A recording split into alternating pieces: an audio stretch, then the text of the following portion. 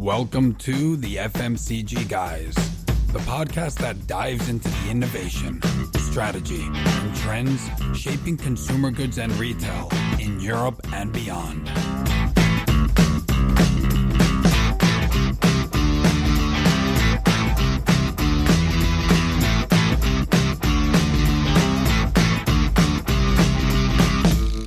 Welcome to the FMCG Guys podcast. This is Daniel Torres here, connecting from rainy Barcelona today. And I'm accompanied by my other Mediterranean co-host, Christina Nicolau. How are you? How are things in Athens?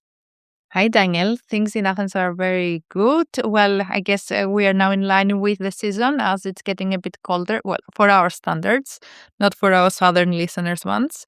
But yeah. I can see by your big woolen jersey that it must be quite chilly. Yes, well, my husband disagrees, but yes. Yeah, I have the heating on in the office like all the time. So it's nice, when you're inside, heating on, raining outside. So A bit cozy. exactly. But by the way, we're actually three Mediterraneans here on the show today, which is not something that happens every day, because at a very timely time of the year, and we'll go into that in a minute, we're accompanied by no other than Lavinia Capresi, who's the Senior Marketing Director for the Fashion and Preschool categories at Hasbro EMEA. Hi, Lavinia. How are you? Hello, Dan, and hello, Christina. I'm all good, thank you. Well, I'm happy to join today. I'm saying timely because as we're recording, not as we'll publish, but we'll publish after this season, we're heading right into Christmas. And if Christina and I are stressed because we have to buy presents, you're probably Absolutely. stressed because you have to sell presents. You've been in toys for a long time. How is this time of the year for you? Well, this time of the year is probably at the end of the craziness because games are almost done. These are the latest weeks rushing for consumers to get to the best toy at Christmas. So almost done, I would say. And then we draw a line and we look at how the business went. So it's only me buying last-minute presents with my goddaughter, but okay. Well, there are different types of profile shoppers, so you definitely are part of a good bunch of people. Lavinia, you've had a very long career in the industry and in Hasbro as well. Get us a little bit through it. Like, what has your journey been?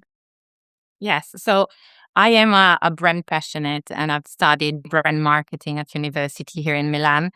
My first career opportunity was at Intel, so a very different industry, but I was responsible for the Marketing Intel Inside program, which has been probably used as the best branding program in the history of marketing. It's basically a program that allows computer manufacturers to be used in Intel communication and vice versa. So there is constant exposure of the brand and the branding structure to allow that was really relevant. So it was a first great step into a branding marketing journey.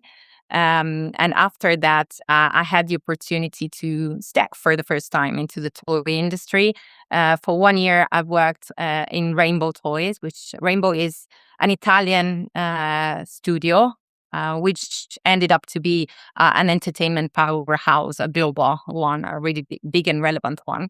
I was working on the Wings brand. And that was probably the time where I had the chance to understand how much important the entertainment is in this world. Entertainment unlocks a lot of opportunities in terms of consumer connection. And then it also unlocks several touch points, not only across toys, merchandising, publishing, live events. And when you work on a franchise in this business, it's really about taking care of all these touch points. So that was a good moment and a good chance for me to connect with the toy industry. And after that... Why is it important, do you think, that you connect with all these multiple touch points? Because one could say, a toy is a toy. Yeah. I mean, we know it's not, but what is the fundamental reason for that? Yeah, so experiencing a franchise, experiencing a brand is something that happens across several moments in the day of a kid, of a person overall. So, of course, getting engaged through the entertainment stories and then keeping the connection through digital expressions is a way, of course, to get into the brand in the most entertaining way. But then these touch points need to be very consistent in the way they are expressed to consumers. And these are those ways that allow the brand to be always the same and always have the same type of conversation in a constant way and build the brand over time. I think it's a bit like building a world for the kid, right? So you want this world to feel the same, like the experience that the kid will have with the characters and kind of like the different entities or parts of this world that it might encounter. Correct. Yes, the kids need to have that 360 experience, and that's how they enjoy it, because for them, the characters of a loved world doesn't end with the TV series, but it's really across any physical and digital expression of it. And then from Rainbow, you went to Hasbro? And then from Rainbow, I moved to Hasbro, which that was 15 years ago. And of course, I've lived probably 10 different lives at Hasbro. I've had the opportunity to work on probably every part of our portfolio, from action brands to girls brands. I've worked a lot on board games, and then I've had the chance to lead the marketing team in Italy. That was a time where our business was expanding very rapidly in Italy, and I had the joy of being part of a very high talented team, and we have really achieved strong business targets as a multifunctional team. So that was a great moment to leave. And then I moved to the regional role 5 years ago now, and where I have taken the lead of the regional team for board games across EMEA and Asia. That was a strategic role of alignment between the global team and the local markets. And then 1 year ago, I then have moved to this marketing director role within the Fashion and Preschool category, which is a category that has the opportunity to generate more market share. We have a whole pipeline of new brands coming in. And I'm responsible for the go-to-market planning across all EMEA markets. So it's 15 years at Hasbro and what is it, 16 in toys? Yes. You must like something about this category, I guess. What's kept you there? I am a toy person. I think that it's not that uncommon to find people who work for so long in the industry.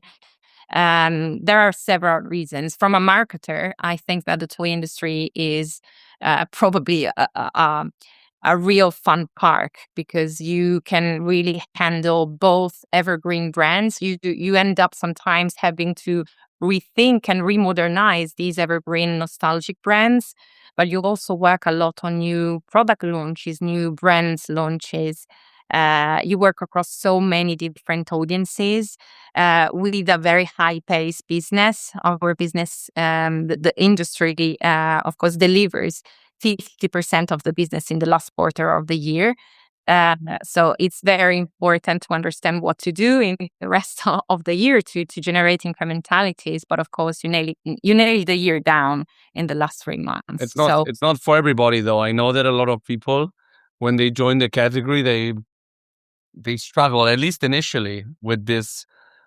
Because, of course, if you're in FMCG, which we know a lot of people in, and you're selling detergents or something, it's pretty stable all year round. Maybe there's some bit of peaks, but the fact that you have like so much weight in the last quarter is an interesting one.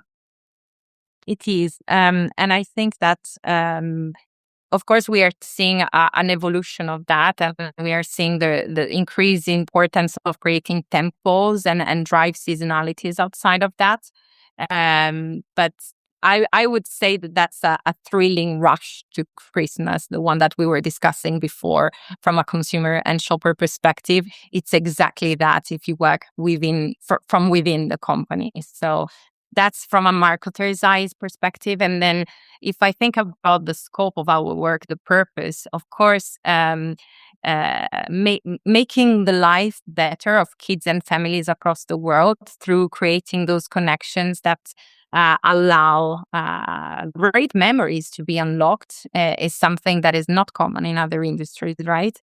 And then I always say that I have the toys under the skin also because it really allows you to go back to the children's eyes, right? So watching kids movies, playing board games as a critical part of your job is pretty cool, and it's really a good thing also from the personal side. And thinking a little bit about the comparison of toys versus the other kind of like CPGs, let's say not FMCGs necessarily, what would you say are some kind of curiosities of the category or the brands compared to the other big brands that we might, call household names? Yeah. So we have mentioned a few. I would say that the toy industry is relatively small because it's worth in EMEA more or less $20 billion of dollars. And it's also very fragmented because when you think about the toy industry, of course, you always think about the majors, but in every single market, you might have local competitors which have quite significant market share. And we also have an important size of the business, which is led by licensed items. We were talking earlier about the importance of building a franchise, and most of the times you do that through several merchandising categories, again, to create those kind of 360 experiences that the kids love to have with the brands. Something that is probably due to say is that the toy business has seen, of course, challenging times. If you think about the last 7 to 10 years, we had a constant decline of birth rates. So that's, of course, a challenging scenario to play with. And what we've started observing, and that's quite obvious since few years, is that adults are a very important consumer. We talk a lot about kidults in this space, and that's where the growth comes from in the most recent times in the industry.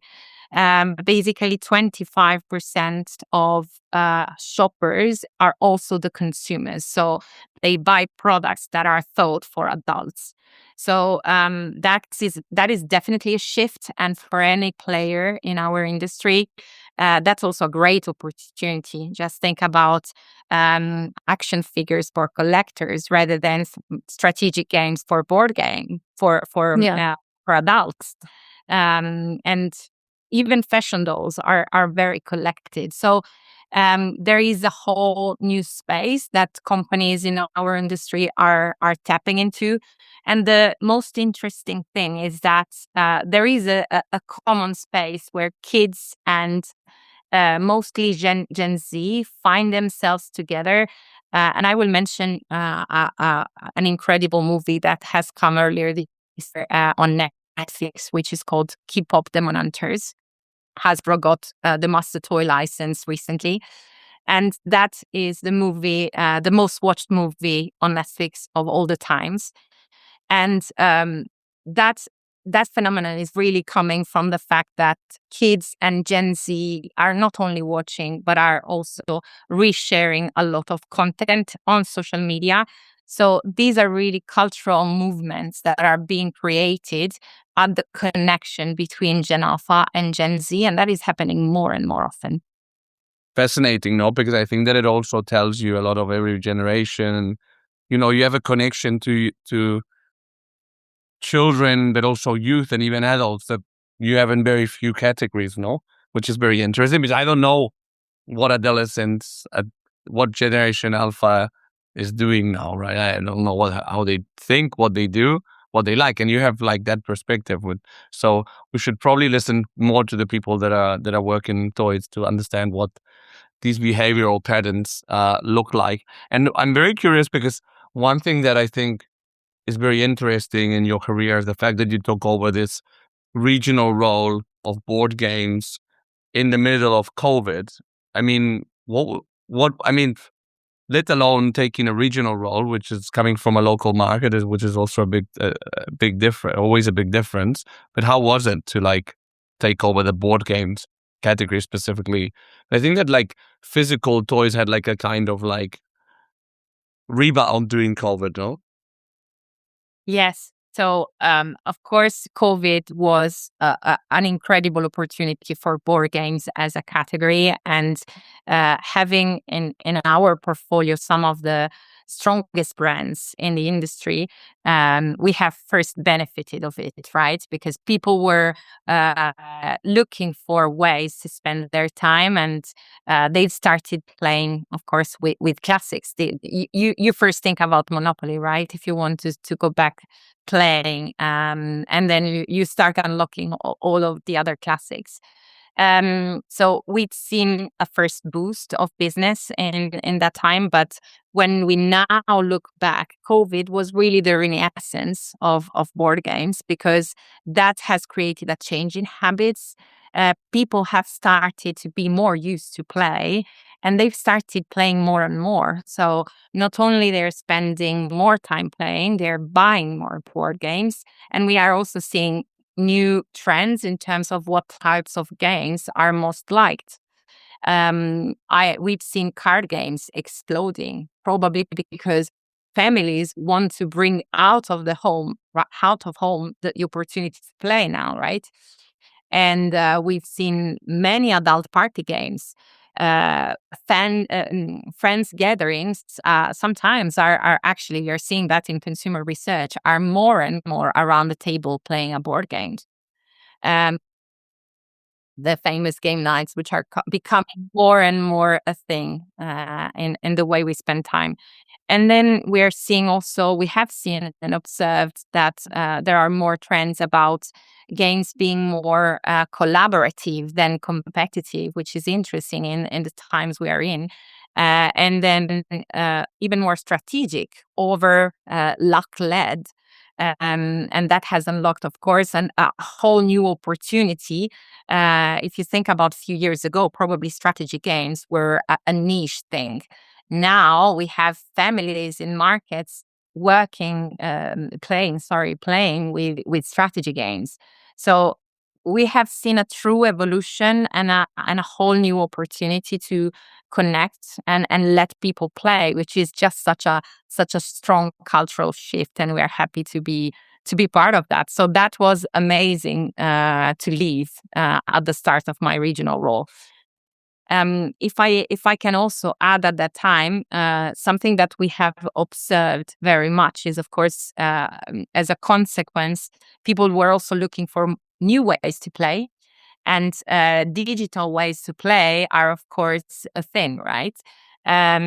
We have launched a few years ago with Scopely Monopoly Go, which is as of now one of the most app-based digital games in the latest times. We have, I think, reached now more than 16 million global active users. So you can really see that, right? That people are proud to play and keeping also involving more people into play. Yeah, because in the past it could have been seen as like embarrassing, no, in inverted commas, for people adults to be playing games and so on. And also, it's also like finding that point of balance between what your heritage is, which is games that you play with other people, with that digital element to them. Because there was a point in time where it seemed like where Hasbro and your competitors could be really threatened by video games, that people would stop playing games altogether. Fortunately, because I think it's better, for society. It hasn't happened, but maybe partly through adaptation, and probably because I think we underestimated the need of people to come together physically as well. No. Yes, I think that there are probably few forces in that. On one side, people still like to have that face-to-face connection. On the other side, I would say that digital games are well appreciated in an integrated way with the physical world. So people like to play both types of experiences. And on the other side, it's more and more common to see in the digital gaming platform the social interaction. So Roblox is used by teenagers as a social media. So they are there to play and connect with peers. So that's exactly how the world of games in general is evolving. Yeah, and I feel it like also vice versa. As I confessed that before we started the podcast, I'm also playing a lot of games with my friends. So I remember also during COVID, we started kind of like enhancing in a way the game by making it more hybrid, and some elements of that kind of like stuck with us in the way that kind of like instead of having the paper character sheet, you might have an app that's going to help you and bringing a few elements in. And another part that for me has been quite interesting is seeing in many games how communities come together and kind of like build elements or try to provide some ideas of how like rules could evolve or even designs. Like, how do you work as a company with the communities? Yes, I think communities are at the heart of how some of the brands still succeed every day. Communities are an important part of how the brands are shaped, because that conversation that is being led by the community is absolutely crucial to drive strategic choices. In some cases, to also define products. A few years ago, for example, we have relaunched Hero Quest in our portfolio, and that was launched through a crowdfunding. And revamping such a 19th evergreen, bringing it to the era of the digital games was definitely a blast. And we are now connecting with the communities in a way that communities can engage with the brand through digital platforms and social media, but also a very strong integration is live events. We have several airs and Comic Cons, Games Con that we attend, and we must attend to be there and connect directly with the communities, because the communities want to have a direct relationship and we need to listen to them. So communities are at the heart of our strategy. Is there a specific game that, I don't know, that there's like a community that's very cool or active around it? Well, I probably think I cannot mention anyone else outside of Magic the Gathering. Of course, our cousins of Magic the Gathering has really proven what means transforming the business from physical trading card games into a digital opportunity to live the brand. And probably the Magic fans are exactly tapping into these two types of experiences. And so, yeah, I think they are the ones that I would mention. I'm smiling as you're mentioning this. Like, let me just grab my commander deck from over there. But yeah, so you have me as an example being here, not a very active part of the community, but still enjoying the games. And I guess like I'm not the typical person that somebody would expect. So what do your audiences really look like? Yeah. Like, you must have a very odd mix or surprising versus what our listeners might be thinking, right? Yeah, I will start by commenting the fact that you are definitely one of the types of players that we are observing, because more and more women are into games, and they are a very active part of that community. So I would start by saying that. But let's say that at Hasbro, or I would say in any toy and entertainment business, the audiences are several. So we start from preschoolers. We have both girls and boys, which have sometimes a very different media diet and very different habits. We usually tend to focus on two different target ages, 5 to 8 and then 8+, because again, the media diet changes so much and so dramatically in these first years of life. Then we have teenagers, young adults, parents. Parents are, of course, the gatekeepers of any purchase, especially when it comes to the younger kids. So they are decision makers that we need to convince and take care of in parallel with the little consumers. Let me also mention grandparents. Grandparents are great gift givers. They are, I can tell you, they are definitely the ones that spoil the kids. Okay, I see the cliche is in all countries, no? I was gonna ask, you guys had that cliche as well. No, just a Mediterranean thing then. I'm for Mediterranean, yeah, for sure, but yeah. I think the cliche needs research in this case, so it's validated, I would say. There you go.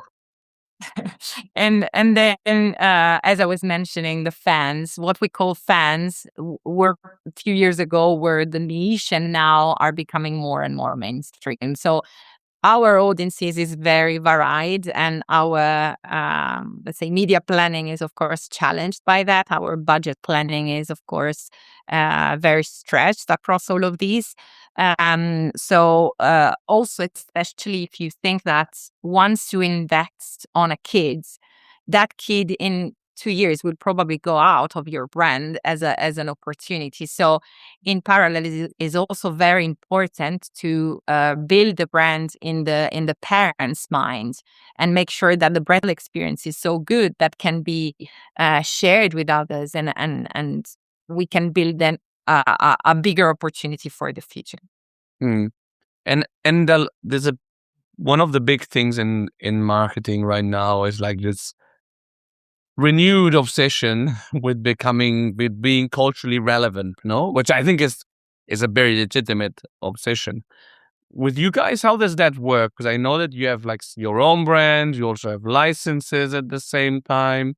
The same time, there's things happening in the world which I don't know if you necessarily want to be a part of or not.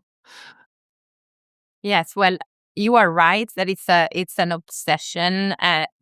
I think for a reason, because if I think about how marketing and building media plans and budget plans a few years ago, what used to be,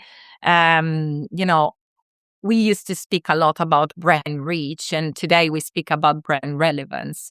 And not that reach is not important, but it's more and more important for brands to be on the platforms where your main consumers are, or your main audiences are, with the assets and the messages that are thought for that platform, and in a way that the conversation with them is the most genuine possibly, because that's the brand. What we have been observing is that that's the brand relevance that can more easily change behaviors. And we have lots of examples where we have made that shift in terms of cultural relevance. If you can give us one, we're all ears, because I think it's very interesting as well. Yeah.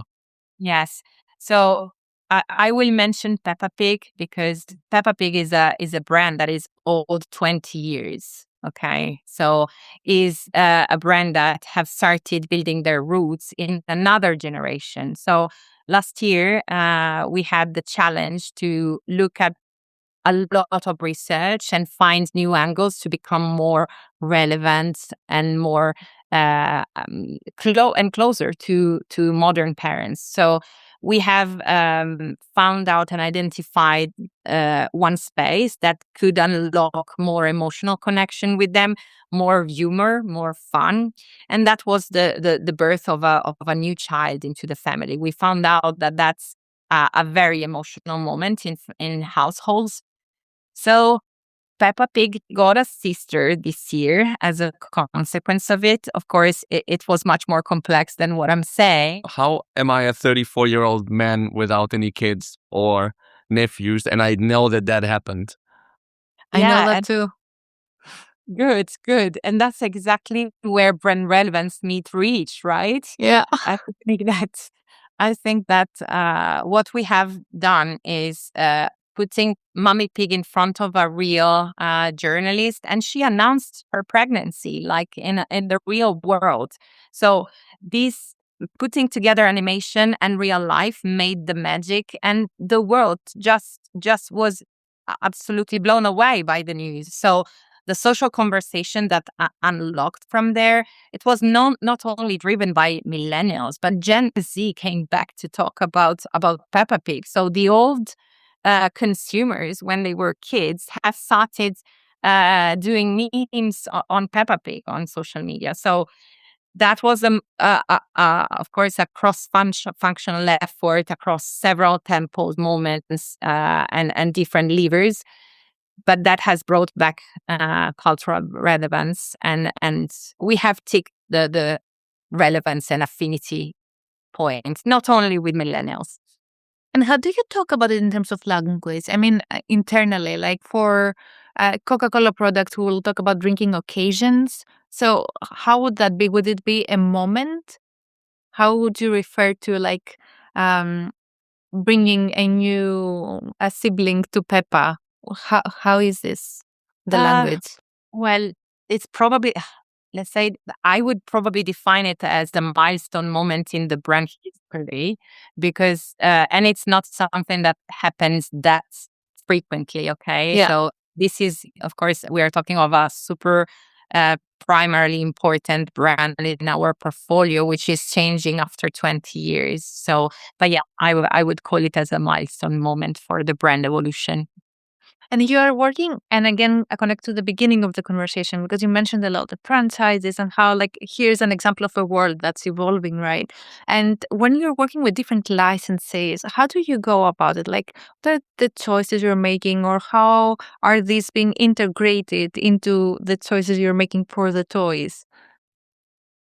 So I would say that, of course, we have a dual strategy at Hasbro, because we have our own franchises. We own the brand, we own the entertainment, we develop it, and we also sell the license to third parties that work with us to have that 360 franchise expression to consumers. And then on the other side, we have our crucial partnership with licensors like Disney or Netflix. And of course, the strategy approach is different across the two, because in the first case, we are also responsible to build the brand, while on the second side of the strategy, we are more responsible to make consumers aware of the specific toy innovation that we are launching, and making sure that parents think of it when they have to purchase a gift. So that's how we approach our portfolio and how we connect with different consumers. Yeah, I guess it's one of the challenges and beauties of the business, no? Like balancing these like amazing licenses with your own equity brands that like, and they and it's interesting what you were saying before around like media and so on, that it's not always like cartoons that end up being toys, but also toys that end up being cartoons and so on, no? So it does Yeah. go in many directions. I know that you've done a lot of marketing in your career, and that's one of the topics that we've talked about in the last few months here on the podcast. I want to ask you, like, how have you seen it change through the years? And yeah, if you could give me your 2 cents on the current heated debate between brand builders and performance marketers. Okay. That's the ongoing critical question, right? Internally and externally in every company. I think that probably that's you would agree that it's a post trade-off, because there is no brand building if you do not capitalize on it through performance marketing, and you can't do a good performance marketing if you haven't built a good brand. So they work at the service of each other, and what we have experienced at Hasbro is that what I of course I understand is that we performance marketing is very liked because it gives clear data, right? It provides back a lot of analytics. The truth is that if you build a very solid strategy based on very solid insights and you keep it consistently, you can also measure with the same rigor brand metrics and attach the returns on these brand metrics evolution and then align them to what the last bit of the purchase journey is through performance marketing. So I think that when you're, and again, I'm referring to the Peppa example, with the campaign that we have delivered through brand relevance, without much of performance marketing, our sellout has skyrocketed. So brand relevance can move behaviors, can change attitudes, and definitely influence straight away purchase intent. On the other side, if I think about a very strong first part of the brand experience, I also think that the last bit is also so relevant, that the performance marketing bit needs to be aligned and as good as the first part of the journey from a consumer perspective and from a company perspective. Again, the metrics tracking, the insights, the test and learn to really validate what the best tactics route is versus the first initial solid insight-led strategy is crucial to make sure that you leverage both. Being now, as we start the conversation, right, in the pre-holidays period and the gift craziness with some kids in the family around to buy gifts for, I've seen a lot of demands for specific toys, like things that have gone viral. I don't know, from I would say mainly YouTube, but also lots of trends on specific videos on how these things are kind of like portrayed with unboxing or whatever these kids are doing. I wonder, how do you guys keep up with all of that? It feels like so much. Like I remember I wanted a very specific doll when I was a kid, and it was the one that was in all stores' windows. But now things are popping up all the time. Yes, I think that on social media, all the trends of Gen Z, Gen Alpha are popping up and are really changing behaviors and consumption. So we need to be on the social media, and you need to be there to watch and listen. Of course, at Hasbro, we have a lot of very strong and forth-looking research that is helping anticipating the trends. But what I personally do is, on my work phone, I have tweaked my TikTok account, and I have started by researching only Gen Alpha relevant content so that the algorithm sees me as a almost Gen Alpha. And I keep trying to do that so that I am exposed potentially to almost the same content as a Gen Alpha boy or girl. So the funny thing is that some of the times I hear about social media trends from my kids, and they do not even have social media. So the social conversation and the real life conversation is the same thing for little They're kids. blending, yeah. So how old are your kids and how do they hear about these?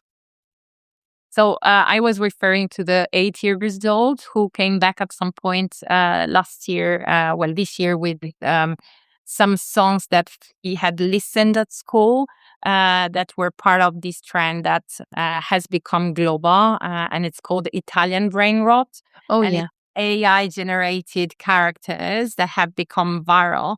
And that's it. They have become as viral to be told at school and not shared through screening. So I think that being on social media, but also listen a lot to kids is the way to. Which is the traditional way also of like innovating in this space, I imagine.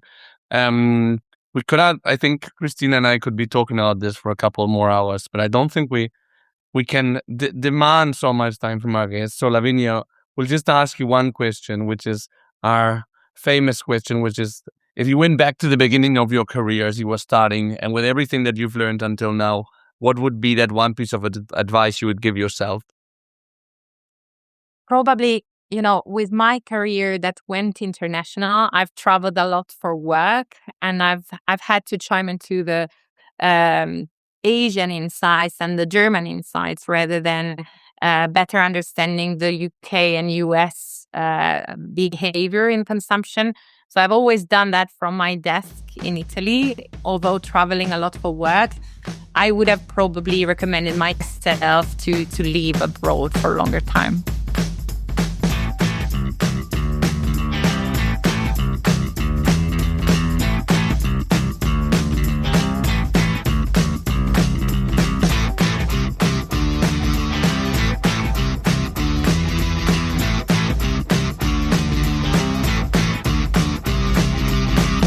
The content in this podcast episode is provided for general informational purposes only.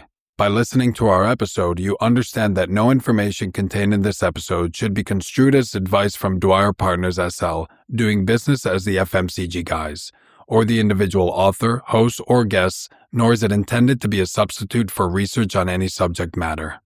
Reference to any specific product or entity does not constitute an endorsement or recommendation by Dwyer Partners SL. The views expressed by guests are their own, and their appearance on the program does not imply an endorsement of them or any entity they represent. Dwyer Partners SL expressly disclaims any and all liability or responsibility for any direct, indirect, incidental, special, consequential, or other damages arising out of any individual's use of, reference to, or inability to use this podcast or the information we presented in this podcast.